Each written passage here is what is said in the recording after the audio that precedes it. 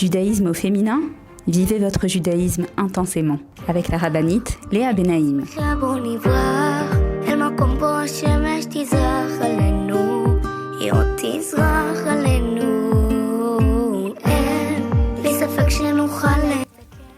Bonjour à toutes et bienvenue sur Torah Box Radio depuis Jérusalem pour notre émission de judaïsme au féminin.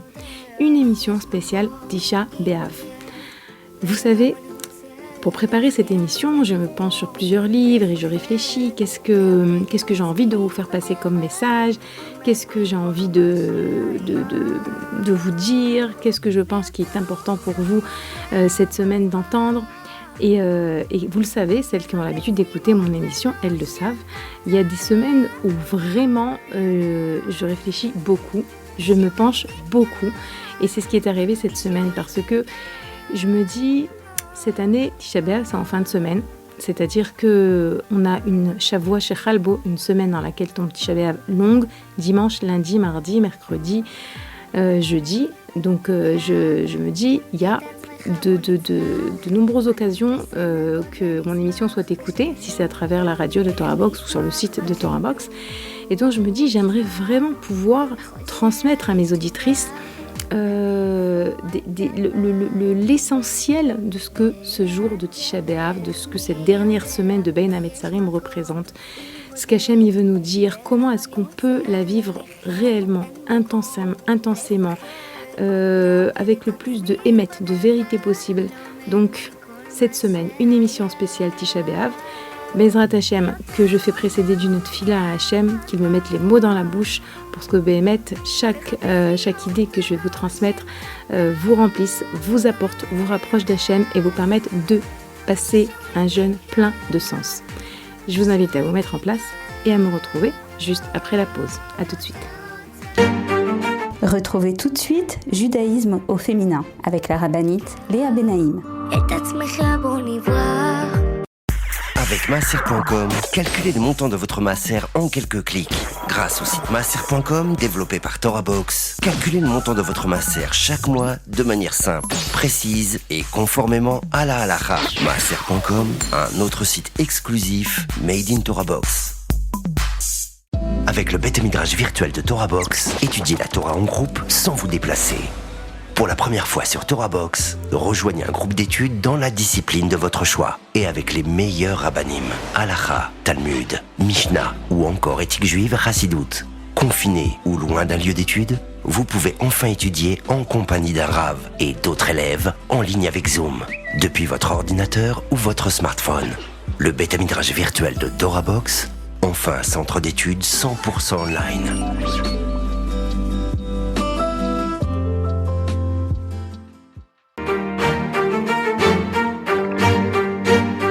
Judaïsme au féminin, vivez votre judaïsme intensément avec la rabbinite Léa Benaïm.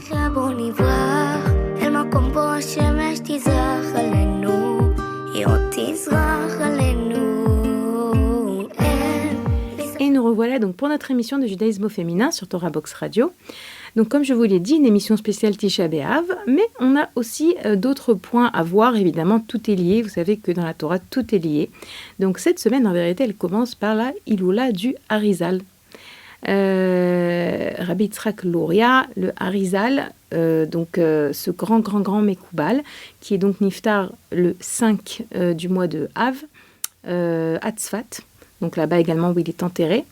Il n'y a pas d'hasard. Il n'y a pas d'hasard si dans la semaine de Tisha B'Av, on a parlé la semaine dernière de la Hiloula de Aaron HaKohen, Rosh Chodesh Av, et je vous avais expliqué combien est-ce que tout le Rosh Chodesh donne le ton au mois, et que si Aaron HaKohen, qui est le symbole de l'amour et de la paix, sa Hiloula tombe Rosh Chodesh, c'est forcément lié bien sûr au travail à faire et au sens du mois de Av.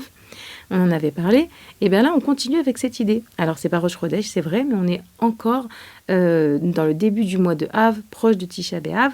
Donc le Harizal, c'est énormément de choses, voilà, c'est toute la Kabbalah, l'explication du Zohar, c'est encore une étape qui nous rapproche de cette Torah cachée que Rabbi Shimon Bar Yochai avait commencé à divoler avec le Zohar. Là, maintenant, on parle d'une génération de Mekoubalim, donc le Harizal, son élève Rabbi Chaim Vital, son maître Rabbi Moshe Cordovero, Rabbi Yosef Karo, qui nous a transmis le Shulchan Aruch, mais qui est de la même époque. Tout ça, c'est une vie de ce judaïsme, cette facette du judaïsme qui va être développée à Tzfat, si je ne me trompe pas, au 15e ou 16e siècle. Mais évidemment, moi, je ne vous fais pas de biographie. Ce que j'ai envie de vous dire par rapport au Harizal, c'est deux idées, même 3 idées, on va dire. D'abord, on sait que le Harizal nous enseigne qu'avant de prier, avant notre fila du matin, on se doit de dire « Je prends sur moi d'aimer mon prochain comme moi-même ». Areni mekabel alay et mitzvah taseh shel ve'ahavta l'ereacha kamocha, au féminin « Areni mekabel et alay ». Je prends sur moi d'aimer mon prochain. Alors, pour ceux qui ont grandi, moi par exemple, j'ai grandi dans une école Chabad, donc à Betrana, et c'était évident qu'on commençait comme ça la tfila. Je pense que c'est évident pour partout. Il y a des endroits où c'est peut-être un peu plus mis en avant. Mais ça veut dire quoi en vérité? Le Harizal, il vient et il nous dit, voilà, tu vas prier à Hachem. Tu vas t'adresser au roi des rois. Tu vas lui adresser tes demandes, tes requêtes, tes prières, tes tfilotes. Avant ça, sache que tu dois avoir un cœur pur. Et ça, c'est une idée dont on va beaucoup parler aujourd'hui, notre cœur. Avant ça, tu dois annoncer, proclamer que tu prends sur toi, Areni mekabel alay, je prends sur moi d'aimer mon prochain comme moi-même.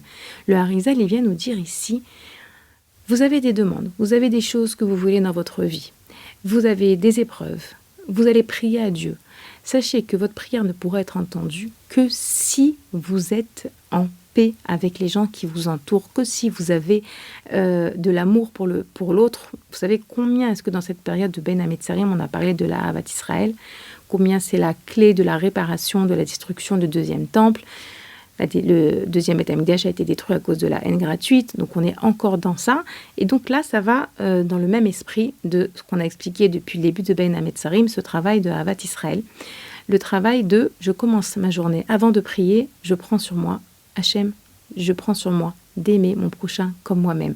Alors bien sûr, ça commence par une phrase. Une phrase, c'est une déclaration. Ok, mais c'est sûr que la déclaration, elle doit venir du cœur. La déclaration, elle doit venir du plus profond de notre personne. Alors, pour celles qui n'ont pas l'habitude de dire cette phrase le matin avant de prier, je vous invite à le faire. Pour celles qui ont l'habitude, je vous invite à y mettre un peu plus de cœur, un peu plus d'intention. Et de le dire en levant les yeux au ciel, peut-être, Hachem, aide-moi, je veux aimer tout le monde, même celui qui m'a blessé, même celui qui m'a rabaissé, même celui qui m'a vexé. Je veux aimer chacun de tes enfants parce que je sais que c'est ainsi que je fais venir le Mashiach plus rapidement. On va reparler de cette idée également. C'est ainsi que je m'attire sur moi la bracha. C'est ainsi que je me débarrasse de tout ce qui peut bloquer l'abondance, etc. Donc ça, c'est un premier enseignement du Harizal. Deuxième enseignement du Harizal, le Harizal nous dévoile que tout ce qu'il a atteint comme niveau spirituel, et vous avez compris qu'il en a atteint, d'accord, puisque c'est le Mekouba avec un grand L de tous les temps, il les a atteints grâce à la joie qu'il a mis dans les mitzvot qu'il accomplissait.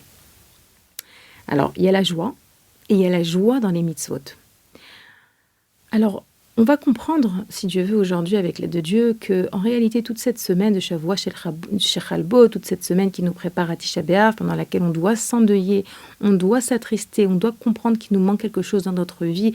Et donc, c'est une certaine, on va dire, il y a une dimension, bien sûr, de tristesse. Ok, on n'a pas le droit de mettre de la musique, déjà depuis le début des 3 semaines, mais on continue avec les lois qui nous restreignent. Vous savez, toutes ces lois de Ben Hametzarim, Metzarim, d'accord, ces 3 semaines, ce sont des lois dans une période dans laquelle on a toutes sortes d'halachot qui viennent et qui nous amènent à nous restreindre. Meitzar, c'est ce qui est quelque chose d'étroit.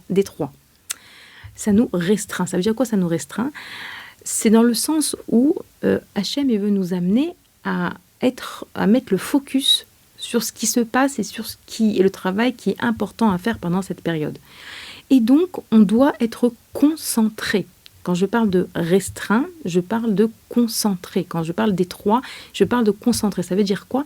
Ça veut dire qu'il y a ici un travail qui doit être fait. En l'occurrence, ce travail va nous amener à la simcha, vous savez. On va comprendre que le travail qu'on va faire à Tisha B'Av va nous amener au bout du compte à Tou B'Av, au 15e jour du mois de Av, qui est un jour sur lequel on nous dit qu'il n'y a pas eu de plus beau jour, de meilleur jour pour Israël que Tou B'Av et Yom Kippour. Donc c'était Tou B'Av, un jour de grande joie. Mais vous savez toujours, je vous dis que dans le judaïsme, on a ce qu'on appelle des cycles. Donc là, on a un cycle. On va passer par une période dans laquelle on va devoir se recentrer. Il y a des halachot, des lois qui vont nous y aider, comme le fait de ne pas écouter de musique, le fait de ne pas renouveler, mettre des nouveaux habits, le fait de ne pas fêter de mariage, de ne pas manger de viande cette semaine, de ne pas boire de vin. Tout ça pour nous dire, attention, là, regarde bien ce qui est en train de se passer, comprends que tu dois être concentré. Ne cherche pas à aller dans tous les sens, à vouloir perdre de vue le travail à faire. Parce que c'est des choses qui en général nous réjouissent en temps normal, tout ce que je viens de dire, la viande, le vin, les mariages, la musique, etc. Mais là, on veut être concentré. Mais néanmoins, il faut savoir que ce travail, c'est pas genre juste je fais la tête et je suis triste et je fais genre que je suis endeuillée, alors qu'en vérité, c'est pas le cas. Mais je comprends que grâce au travail que je suis en train de faire en profondeur et qu'on va développer dans cette émission avec l'aide de Dieu, je vais arriver à la véritable joie. Et la véritable joie, déjà, nous explique le Harizal que lui, les hauts niveaux spirituels qu'il a atteints, il les a atteints grâce à la joie qu'il a mis dans les mitzvot. Et ça, c'est quelque chose que souvent, je vous ramène dans le mois de Elul, lorsque je vous parle de s'améliorer, de prendre des choses sur soi. Souvent, je vous invite à choisir une mitzvah que vous accomplissez déjà et à l'accomplir avec un peu plus de joie. On en reparlera en Elul, parce que c'est vrai que c'est quelque chose que j'aime bien développer en Elul. Mais on peut également donc apprendre du Harizal que même si cette semaine, on n'a pas de signes extérieurs de joie, comme un nouvel habit, comme du vin, comme de la musique, etc. Mais on n'est pas dispensé d'accomplir les mitzvot dans la joie. Et accomplir les mitzvot dans la joie, c'est sentir la chance profonde qu'on a de pouvoir accomplir une mitzvah, qu'une mitzvah, ça nous relie à Hachem, ça nous relie à l'infini, etc. Donc ça aussi, c'est un des enseignements du Harizal intéressant. Également sur le Harizal, je voulais vous lire une belle histoire et qui, je trouve, décrit bien ce que le Harizal représentait. Donc je vais vous la lire. Attendez, j'aime bien citer la source. Oui, je pense que j'ai pris cette histoire d'un site du Rav Ginsburg, si je ne me trompe pas. Alors, je l'ai traduite bien sûr pour vous. Un jour, dans le Beth Midrash du Saint Hari, du Harizal, du Al-Sheikh HaKadosh, il y avait donc dans le Beth Midrash du Harizal, il y avait le Al-Sheikh HaKadosh et le Beth Yosef, donc Rabbi Yosef Karo. Imaginez-vous le Hari, le Al-Sheikh et Rabbi Yosef Karo. Waouh, j'ose même pas imaginer la Gdusha qu'il y avait à ce moment-là. Et bien, ces trois-là dansaient ensemble en l'honneur d'une célébration qui s'y tenait. D'autres tzadikim célèbres étaient également présents, parmi lesquels un grand tzadik encore dissimulé sous l'apparence d'un simple juif. Et il s'agissait de Rabbi Elazar Askari, celui qui a écrit le livre Sefer Haredim. Il était le bedeau de la synagogue et personne ne reconnaissait sa grandeur. Les tzadikim dansaient ensemble avec joie. Lorsqu'un tzadik au visage lumineux entra soudain et se mit à danser avec le bedeau. Puis ce tzadik sortit et le Hari alla à son tour danser avec le bedeau. Les autres tzadikim furent quelque peu étonnés. Après tout, le bedeau passait pour un simple juif.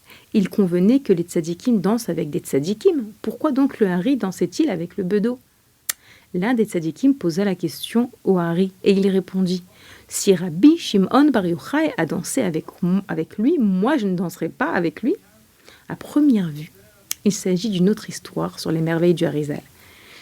Des tzadikim, vous avez compris, donc celui qui était rentré avec un visage lumineux, c'était Rabbi Shimon Bar Yochai. Et donc le Harizal dit « Si Rabbi Shimon Bar Yochai lui-même a dansé avec cet homme, pourquoi moi je ne danserai pas ?» Ici, dans cet enseignement, on voit que quoi ? Dans les enseignements, ce qu'on apprend du Harizal, que des tzadikim cachés, de hautes révélations, une danse, et le Hari qui dirige toute la scène avec sa vision pénétrante. Mais si l'on regarde cette histoire de l'intérieur avec un regard chassidique, elle parle surtout de l'amour du prochain. Il existe de nombreuses histoires sur le Baal Shem Tov et son lien avec les tzadikim cachés, ainsi qu'avec les juifs simples. Le Hari lui aussi savait apprécier la lumière présente chez des personnes qui paraissaient très simples. À un niveau plus profond, cette appréciation révèle un amour pour tous les juifs simples, et pas seulement pour ceux qui sont réellement des tzadikim. Chaque juif simple est aussi un tzadik caché, si caché qu'il ne le sait même pas lui-même. On est tous des tzadikim, vous, moi, tout le monde, vos enfants. On ne le sait pas toujours. Pourquoi est-ce qu'on est tous des tzadikim ? Parce qu'on a une parcelle divine. Point. Je continue à lire. Cette sensibilité à ce qui est caché en chaque juif découle de la Torah cachée que le Harizal enseigna. Sa capacité à l'identifier provenait de son amour pour ses frères juifs. Un autre élément était son humilité. Le sentiment qu'il existe un point commun entre le plus grand des tzadikim et le plus petit des élèves. C'est un autre domaine dans lequel le Hari est une racine et un fondement de la Torah du Baal Shem Tov, un avant-goût de la Torah de Mashiach. Il est apporté dans le calendrier Hayom Yom que le Mashiach consacrera son temps à enseigner la Torah aux Juifs les plus simples et pas nécessairement à ceux qui deviendront plus tard de grands érudits ou des grands tzadikim merveilleux. Il enseignera à des Juifs chez qui aucune grandeur particulière n'est visible. Telle est l'humilité du Mashiach, une humilité née de l'amour. Moi, j'ai beaucoup aimé ce texte, je l'ai partagé avec vous. Donc, on rentre dans cette semaine de Tisha B'Av déjà, avec la note, avec la leçon de vie, avec la force, avec la lumière du Harizal. Le Harizal, donc on a parlé, on a dit humilité, amour, joie, amour du prochain, des gens les plus simples jusqu'aux plus grands. Donc, c'est des notions clés qui vont nous permettre, Bezrat Hashem, de nous préparer à Tisha B'Av. Il n'y a pas d'hasard. Les filles, on fait une petite pause et on reprend tout de suite après. Je vous rappelle que vous pouvez m'écrire à l'adresse mail suivante, radio@torah-box.com. À tout de suite.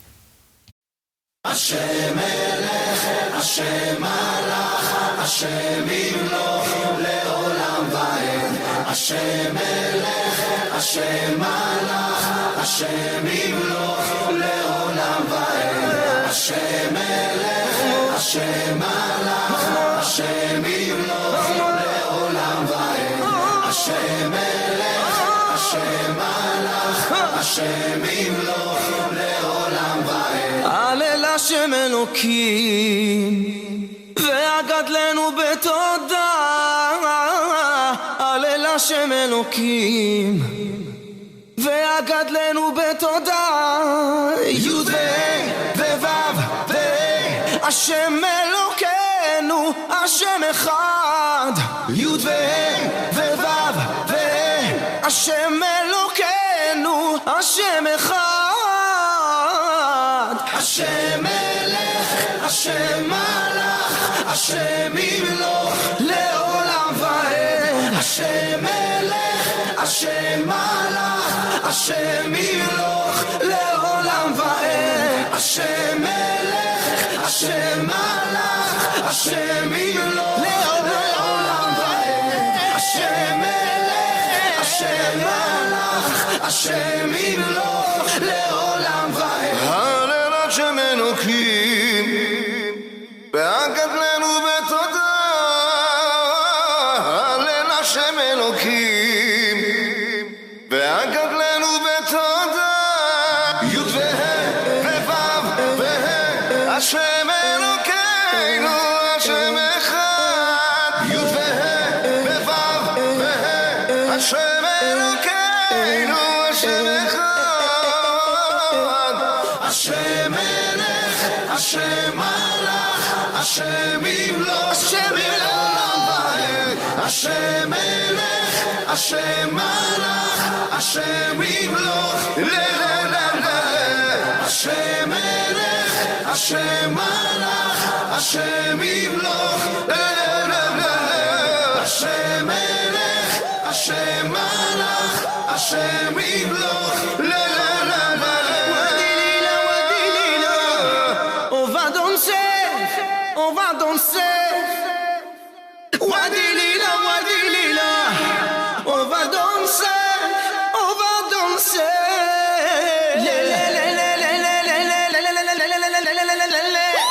Hashem melech, Hashem malach Hashem yimloch le'olam va'ed Hashem melech, Hashem malach Hashem Yimloch Le'olam Va'ed Hashem Melech Hashem Malach Hashem Yimloch Le'olam Va'ed Hashem Melech Hashem Malach Hashem Yimloch Le'olam Va'ed Hashem Melech Hashem Malach Hashem Yimloch Le'olam Va'ed Hashem Melech Hashem Malach Hashem Yimloch Le'olam Va'ed Hashem Malach Hashem Yimloch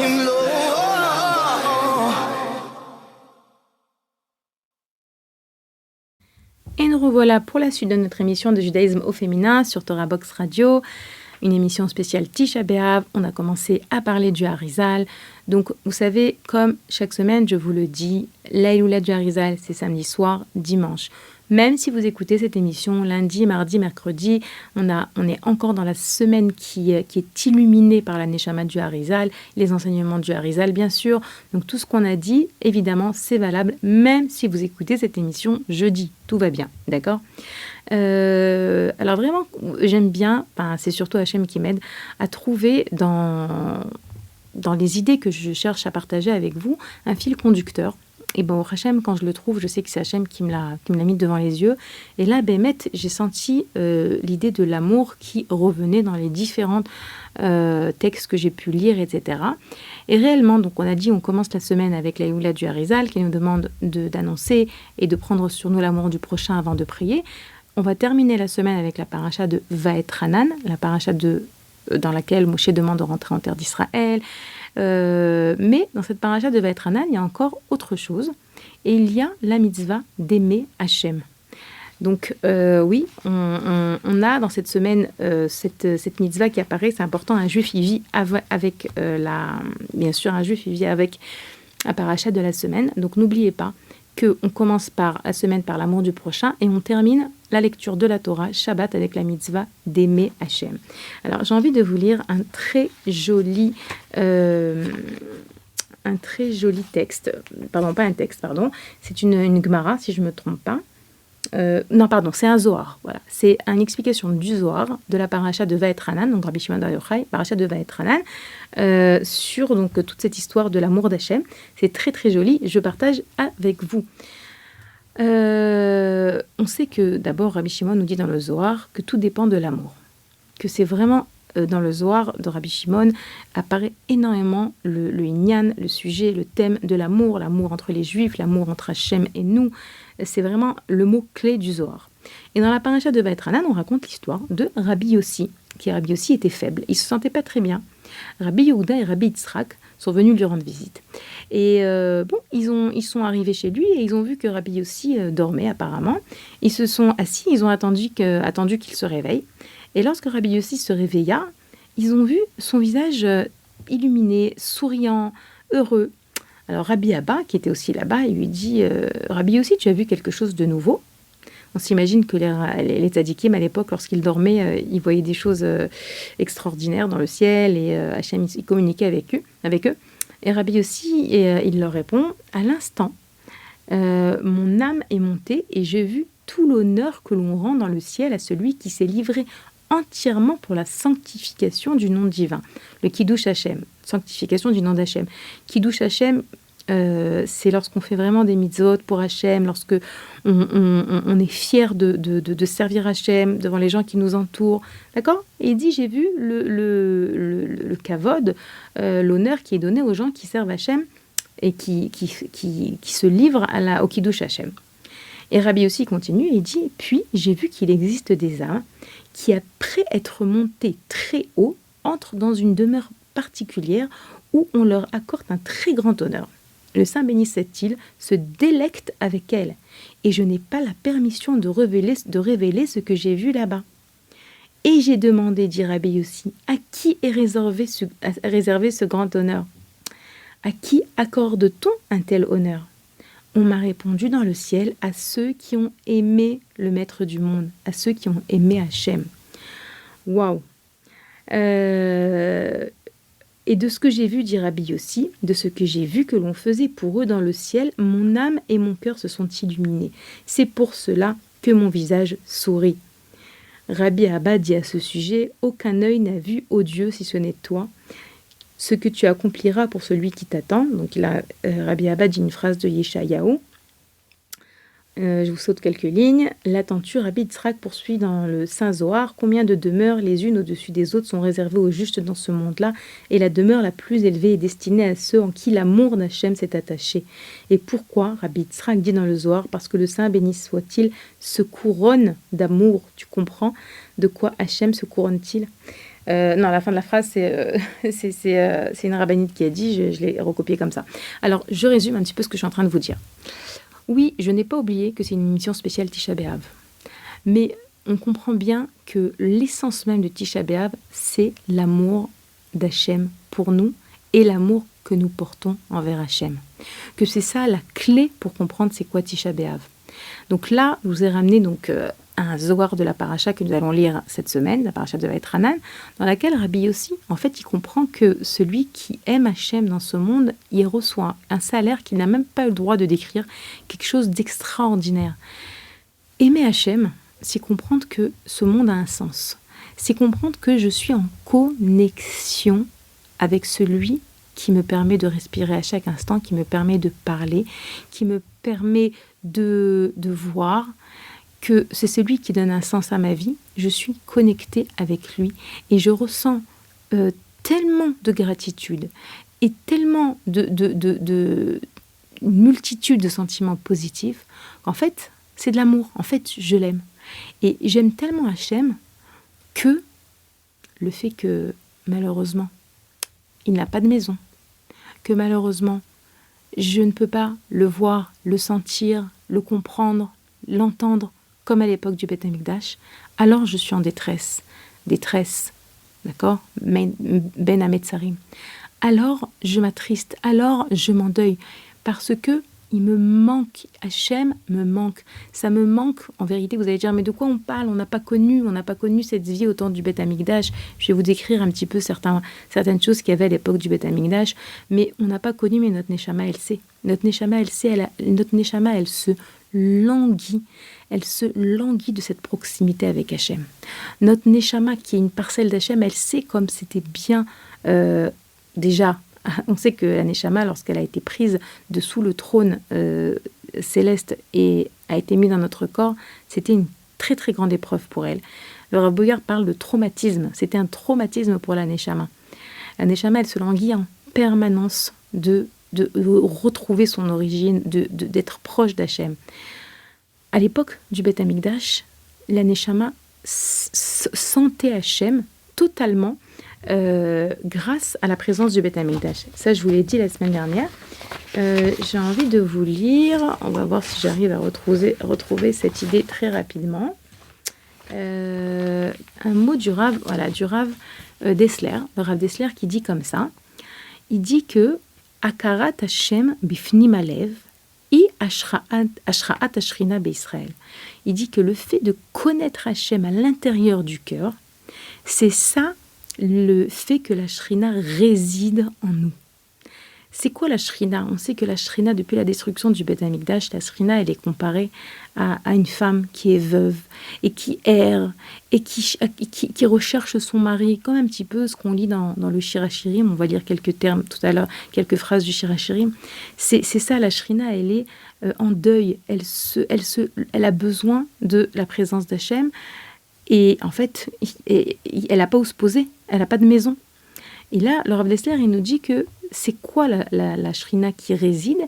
C'est Akarat Hashem bifnim alev, c'est connaître Hashem à l'intérieur de notre cœur. Maintenant, je vous ai dit, on va parler du cœur. Il faut savoir que les Chachamim nous enseignent que on est un Beth Amikdash, d'accord? On est un Mishkan, on est un tabernacle. Et que notre cœur, c'est le Kodesh HaKodashim, c'est le Saint des Saints. Et oui, dans le Kodesh HaKodashim, malheureusement, a été mis, donc à l'époque de la destruction du temple, a été mis une idole dans le Saint des Saints. Malheureusement, ça a été le début de la fin. L'endroit le plus kadosh, l'endroit le plus saint, ils ont mis un pécel, une idole là-bas. En réalité, ça veut dire quoi pour nous aujourd'hui? Notre cœur, c'est le Saint des Saints. Notre cœur, c'est le Kodesh HaKodashim. C'est là-bas qu'Hachem, il veut résider. C'est là-bas que, de là-bas que découle notre amour pour Hachem. Et parfois, dans notre cœur, il y a une idole. C'est quoi une idole ? C'est des sentiments négatifs. C'est de la haine, c'est de la rancœur, c'est de la jalousie. C'est tous ces sentiments négatifs, en fait, qui correspondent à une idole dans le Kodesh HaKodashim. D'où l'importance de comprendre que si je veux reconnecter mon cœur à Hachem, à Tisha B'Av, si je veux permettre qu'Akadosh Baruch Hu vienne et réside de nouveau parmi nous en faisant descendre le 3e Beth Amikdash, ça ne peut se faire que lorsque j'aurai nettoyé mon cœur, lorsque j'aurai permis à mon cœur d'être Béhémet, cet endroit dans lequel la Shrina veut résider. Et il nous dit également, continue le Rav Dessler, il nous dit que aujourd'hui, on a du mal à pleurer pour le Beth Amikdash. On a du mal à réaliser qu'est-ce qui nous manque. Mais il dit comme ça, Rav Dessler, Mi shemargish et galut ha-Shrina shebetoch atzmo. Mais celui qui ressent l'exil de la Shrina en lui. Et attendez, regardez ce qu'il dit, c'est très fort. Umitzter, et il s'attriste. Al yecholto ledabek ba'Hashem ketebae. Il s'attriste du fait qu'il n'arrive pas à se coller à Hachem comme il faut. Il sent qu'il y a un bug, il sent qu'on est trop préoccupé par des problèmes de Parnassa, par des problèmes de Shlom Bayit, par des problèmes de Chinour. Et en vérité, tout ça, ça nous empêche à nous coller réellement en Hachem. On est dans l'exil, on est dans nos problèmes, et on oublie le véritable problème du monde, qu'en fait, on n'est pas encore délivré. Donc celui qui est mitztaher, qui s'attriste de sa difficulté à se coller en Hachem, et au Chorban, à la destruction du Beth Amikdash Shebelev, à la destruction du temple qui est dans le cœur, nous dit le Rav Dessler, Vegdal Tsaharo Ad Kedeberi, et qu'on se met donc à tellement ressentir cette détresse qui devient tellement grande qu'on arrive à pleurer. Et bien il dit Rav Dessler, Zegvar Tikkun les galut ha-Shrina shebelibo. C'est déjà la réparation de l'exil de la Shrina qui est dans son cœur. On demande de s'efforcer de comprendre ce qui nous manque. Qu'Hachem nous manque tout simplement. Hachem, tu nous manques. Hachem, tu nous manques. On en a marre d'être perturbé par toutes sortes d'épreuves et d'oublier qui tu es, d'oublier combien tu nous aimes, d'oublier combien on t'aime, d'oublier que tu es le sens de notre vie. Tout ça, on a oublié. Et dès qu'on ressent cette détresse de se dire, mince alors, comment est-ce que les 3/4 de ma journée, de ma vie, tournent autour de ce que je peux me préoccuper, des choses du quotidien, et j'oublie Hachem en vérité. Je ne le ressens plus, il n'est plus là, il n'est pas dans ma vie. Eh bien, à Tisha B'Av, c'est ça le sens du pleur. Il faut bien savoir que on pleure à Tisha B'Av, on lit des kinod, des lamentations, ok. Mais attention, c'est pas un pleur de désespoir, jamais. C'est un pleur d'espoir, c'est un pleur de languissement, c'est un pleur de Hachem, on t'a trop langui. On t'a trop langui, imaginez-vous, une mère qui n'a pas vu son enfant pendant des mois, voire des années, d'accord ? Elle sait qu'elle va le revoir, elle a pris son billet d'avion par exemple, d'accord ? Elle sait qu'elle va le revoir, elle n'a pas pu le voir pendant des années. Elle pleure de languissement, d'accord ? C'est ce pleur qu'Hachem il attend de nous, qu'on se réveille à ce languissement du cœur. Le Ramchal, Rabbi Moshe Chaim Luzzatto, il dit que ce qu'Hachem il veut le plus, anirtseyoter ba'avodat taboré, ce qu'Hachem il veut le plus dans le service divin, c'est tchoukatet, c'est chefetz alev et tchoukat aneshama, c'est le désir du cœur et le désir de l'aneshama, de l'âme. Donc c'est cette idée d'en vouloir en fait. J'ai envie de vivre Hachem, j'ai envie de le sentir dans ma vie, j'ai envie d'être plus proche de lui, j'ai envie que nos vies arrivent en vérité à leur réalisation. Ça veut dire quoi, notre vie ? Qu'est-ce que je veux dire par là ? Je veux dire qu'il y a un objectif à ce monde, d'accord ? Hachem, il a créé ce monde pour s'y dévoiler et pas pour être caché comme il est maintenant. Et tant qu'il est caché, eh ben, on doit sentir que c'est insupportable. On ne veut plus qu'il soit caché. Attendez, j'ai encore plein de choses à vous dire, à vous expliquer autour de cette idée également, mais on va faire une petite pause. Je vous rappelle que l'émission est rediffusée tous les jours sur la radio de Torah Box. Vous pouvez également la retrouver sur le site en tapant sur le moteur de recherche judaïsme au féminin. Et là, vous verrez l'émission d'aujourd'hui ainsi que les émissions des semaines, des mois, des années précédentes. Petite pause et on se retrouve. Le service Refoua Shelema de Torah Box, c'est l'occasion de prier pour les malades du peuple juif. Envoyez le nom de vos proches malades. Choisissez la formule la plus adaptée et permettez à des milliers de juifs à travers le monde de prier pour sa guérison. Un malade isolé, Torah Box a même mis en place un service de Bikur Cholim, la mitzvah de rendre visite aux malades.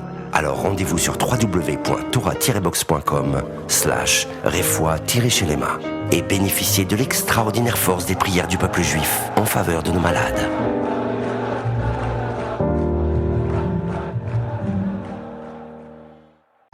Torah Box Yaladim, c'est la Torah pour nos enfants.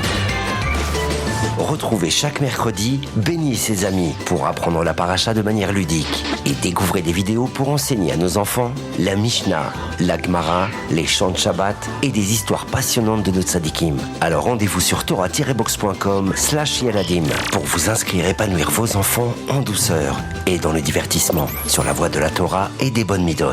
Torah Box Yaladim, c'est la Torah pour nos enfants.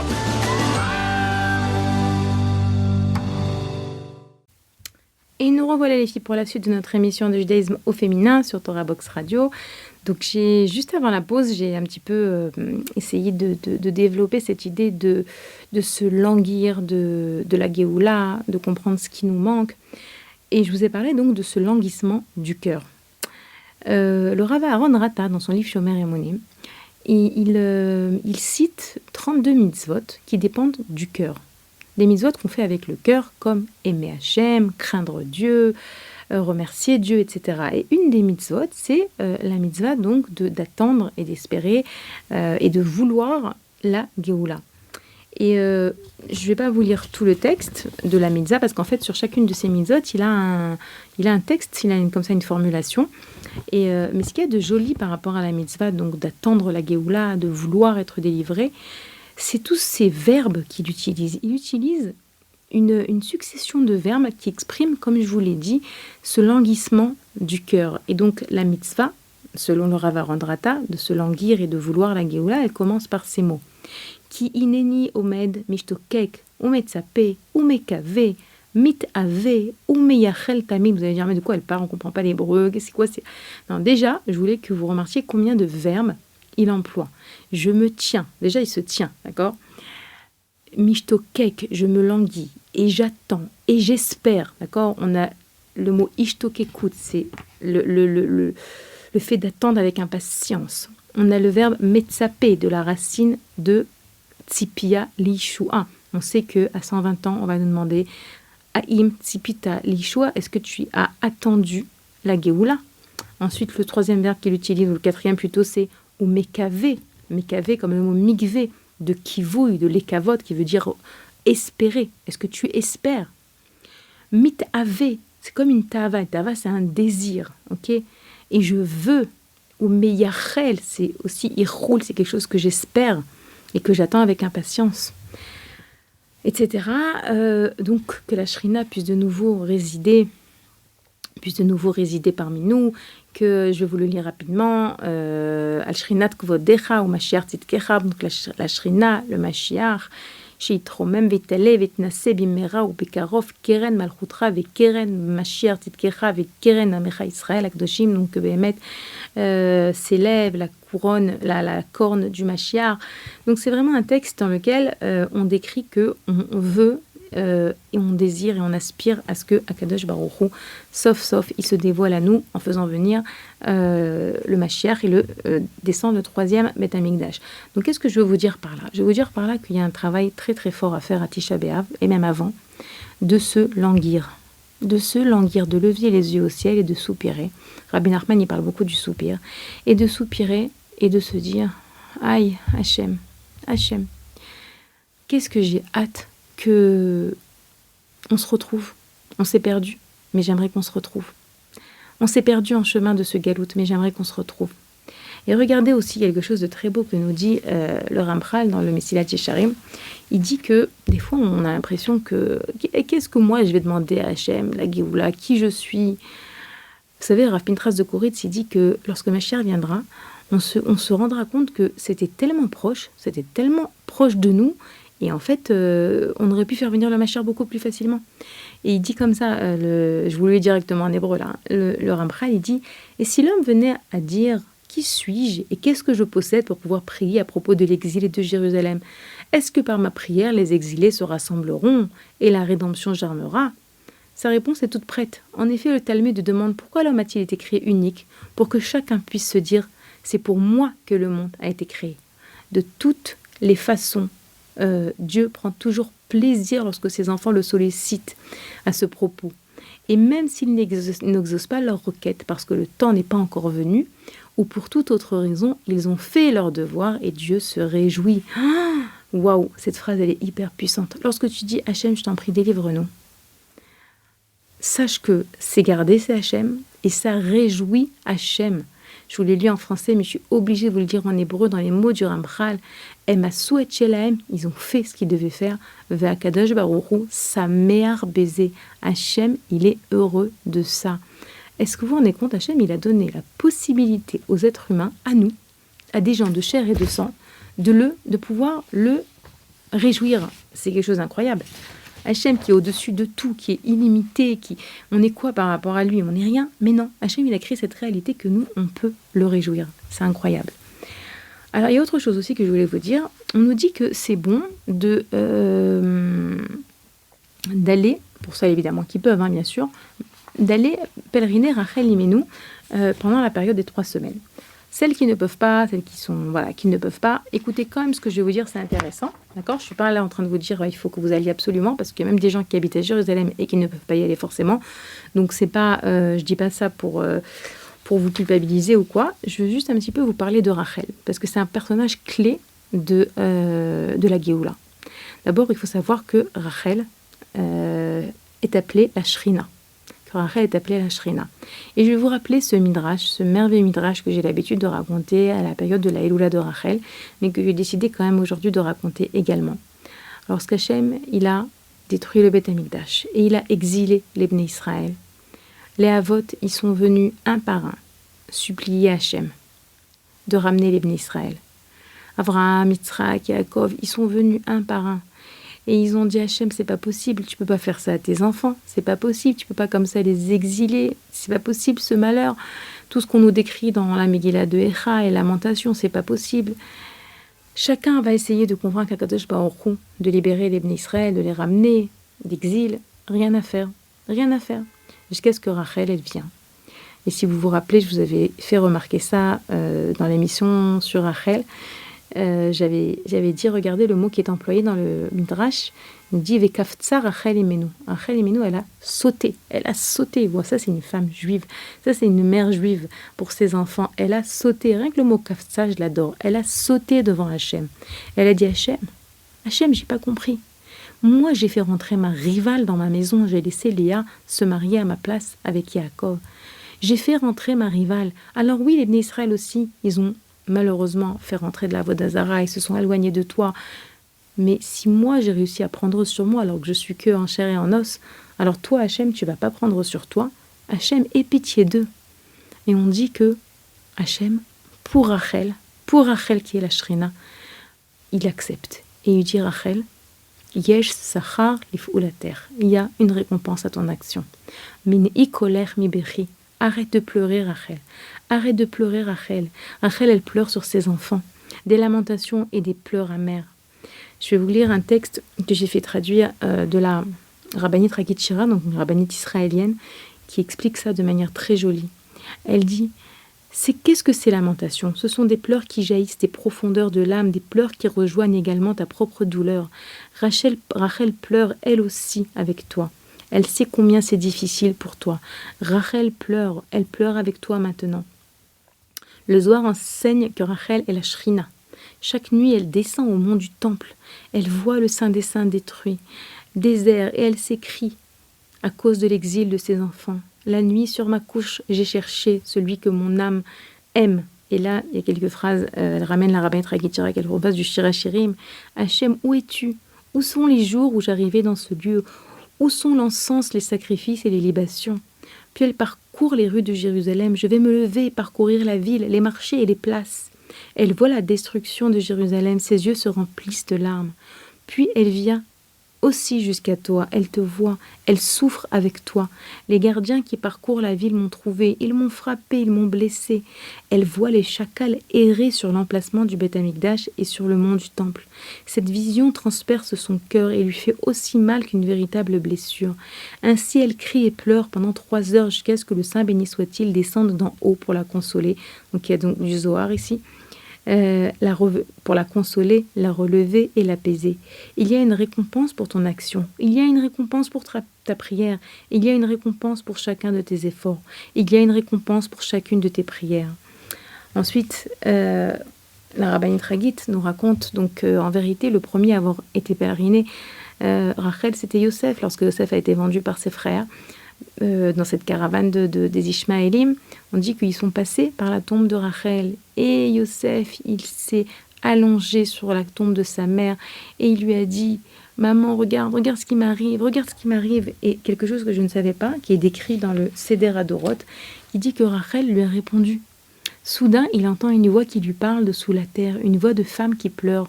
D'une voix douce, elle lui dit « Mon fils, Yosef, j'ai entendu, j'ai vu tes larmes, je connais ta souffrance, mon fils. Tu ajoutes une peine à ma peine, écoute-moi, mon fils. Patience et n'aie pas peur, Hachem est avec toi, mon fils, et il te sauvera de toute détresse. Va, mon fils, va en Égypte et n'aie pas peur. » Je vous ai ramené un petit peu l'histoire de Yosef parce qu'on est un peu comme Yosef. On sait que la gematria de Yosef et de Tzion, c'est la même gematria. Et l'histoire de Yosef, c'est notre histoire. Yosef qui est en exil, Yosef qui est perdu, Yosef qui appelle sa mère, qui appelle Ashrina. C'est nous. Mais voilà que Yosef, il va finir par sortir de cet exil et par être le grand Yosef. Il va passer par des épreuves. Et oui, il va passer, après avoir été vendu, il va être esclave, il va être prisonnier, etc. Mais au bout du compte, il va être le grand Yosef. Donc Yosef, c'est aussi une leçon d'espoir, et c'est aussi la leçon d'espoir de ce que Tisha B'Av représente. Tisha B'Av, on est comme Yosef. On se jette sur Rachel, on se jette sur la Shrina, on se met par terre, et on dit Hachem, c'est pas possible cette vie, on veut pas de ça. Hachem, nous, ce qu'on veut, c'est être proche de toi. Vous savez, le Rav Boyer, il explique que on a tendance, malheureusement, et c'est ce qui s'est passé également, vous savez que à l'origine de Tisha B'Av, il y a le pleur des explorateurs, on en a parlé la semaine dernière, les explorateurs qui ont pleuré toute la nuit de Tisha B'Av. On sait qu'à l'origine du 17 Tammuz, le 17 Tammuz, c'est le jour de la brèche de la muraille de Jérusalem, mais avant ça, c'est le jour de la faute du veau d'or. Et donc le Rav Boyer explique que c'est comme un arbre qui a des branches, mais qui a des racines. Il dit, la racine du 17 Tammuz et la racine de Tisha B'Av, c'est ce qui s'est passé dans le désert. La racine de 17 Tammuz, c'est la faute du veau d'or. La racine de Tisha B'Av, c'est le pleur des explorateurs. Et il dit, Rav Boyer, pour pouvoir réparer au niveau des branches, donc la destruction du Beth Amikdash, il faut travailler à la racine. Qu'est-ce qui s'est passé à la racine? On a expliqué une très belle explication du Baal Shem Tov dans l'émission de la semaine dernière. Je vous invite à la réécouter. Là, je vais vous dire autre chose, ce que dit le Rav Boyer. Il explique qu'en fait, le problème des Israël, c'est que lorsqu'ils sont sortis d'Égypte, ils étaient tout le temps en matzav, en situation de fuite. L'essentiel, de fuir l'Égypte. Et en fait, toutes leurs années passées dans le désert, ils n'avaient que ça devant eux. L'Égypte. On veut fuir l'Égypte. Et ils ont oublié en vérité que nous, on va de l'avant. On doit regarder pourquoi est-ce qu'on est sorti d'Égypte. Pourquoi est-ce qu'on veut la Géoula. Alors oui, il faut être honnête, parfois on veut la Géoula parce qu'on en a marre des souffrances, parce qu'on voit des gens qui souffrent, parce que nous-mêmes nous souffrons. Mais ça ne doit pas être la raison essentielle. Ça peut passer par là. On peut dire à Hachem, on ne veut plus voir des gens souffrir, on ne veut plus voir des soldats mourir, chas v'shalom, on ne veut plus voir des familles souffrir, des gens malades, on ne veut plus, et ça peut réveiller en nous le désir d'être libéré. Mais ce n'est pas l'essentiel du tout. L'essentiel, nous dira Boyer, ça doit être de vouloir que le monde arrive à sa finalité. Et c'est quoi la finalité du monde? Eh bien, elle apparaît à la fin de la tfila, dans le Alenu Leshabeach. On a ce texte de Alken et Kavelecha, donc la deuxième partie du Alenu Leshabeach, qui vient et qui nous décrit exactement quelle est la finalité de ce monde et la raison pour laquelle nous voulons tellement la Géoula. Et je vais vous le lire dans les mots en français. Et on va terminer avec ça, bien qu'on n'a pas du tout terminé, mais on a essayé en tout cas de ramener plusieurs idées. Le texte de Alken et Kavelecha nous dit comme ça. C'est pourquoi nous mettons notre espérance en toi, Éternel notre Dieu, afin de voir bientôt la splendeur de ta puissance, lorsque tu feras disparaître les idoles de la terre, que les faux dieux seront totalement anéantis et que le monde sera réparé sous la royauté du Tout-Puissant. Alors tous les êtres humains invoqueront ton nom pour tourner vers toi tous les méchants de la terre. Tous les habitants du monde reconnaîtront et sauront que devant toi tout genou fléchira, que toute langue prêtera serment. Devant toi, Éternel notre Dieu, ils s'inclineront et se prosterneront, ils rendront gloire à ton nom. Tous accepteront le joug de ta royauté et tu régneras sur eux rapidement et pour toujours, car la royauté t'appartient et tu régneras à jamais dans la gloire. Comme il est écrit dans la Torah, l'Éternel y régnera pour l'éternité. Et il est dit, l'Éternel sera roi sur la terre. En ce jour, l'Éternel sera un et son nom sera un. C'est ça le sens du pleur de Tisha B'Av. Hachem, on veut que tu te dévoiles, on veut que tu sois un et que tout le monde le voit, que tout le monde voit ta grandeur, tout le monde voit ta magnificence. C'est pour ça qu'on pleure, Hachem. C'est parce qu'on veut te rendre ta couronne. Je vous remercie d'avoir écouté cette émission. Je vous rappelle que vous pouvez m'écrire à l'adresse mail suivante radio@torah-box.com. Et Be'ezrat Hachem, la semaine prochaine, j'espère, avec le Mashiach. Amen. À bientôt.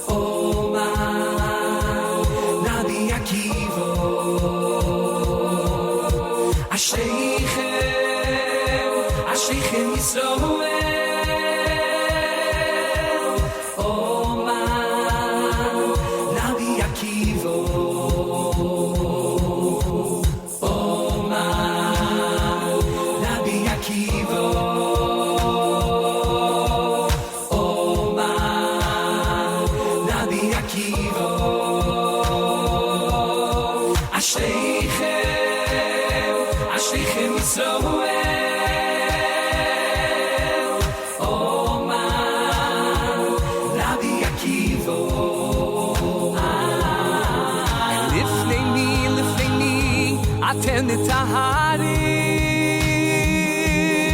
ומי נטהר אתכם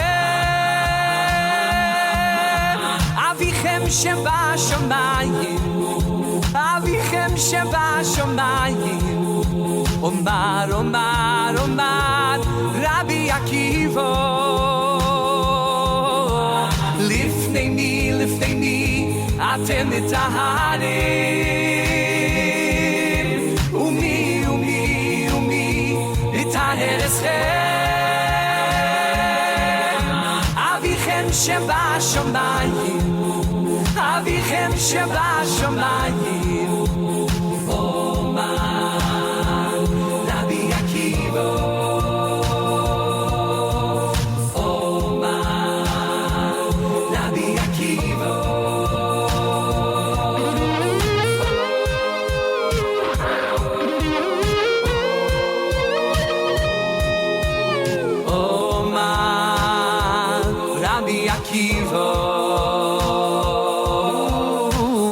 אומר רבי עקיבא